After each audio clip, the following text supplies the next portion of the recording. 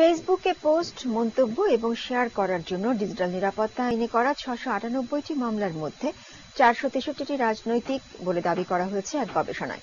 ২০১৮ সাল থেকে গত বছর পর্যন্ত সময়ে ডিজিটাল নিরাপত্তা আইনে করা মামলার ট্র্যাক বিশ্লেষণ করে এই দাবি করেন যুক্তরাষ্ট্রের ইলিনয় স্টেট ইউনিভার্সিটির অধ্যাপক ডক্টর আলী রিয়াজ।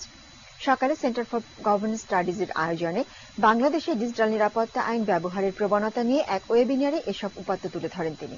গবেষণায় বলা হয়, সাংবাদিকদের বিরুদ্ধে ২০২০ সালে এই আইনে ৭০টি মামলা হয়েছে, যার বেশিরভাগই রিপোর্টের জন্য।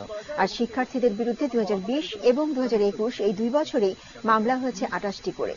ডিজিটাল নিরাপত্তা আইনে 22টি ধারা থাকলেও ধারা ২৫, ২৯, ৩১ এবং ধারা ৩৫-এ মোট মামলা হয়েছে সর্বোচ্চ ৫৪৩টি।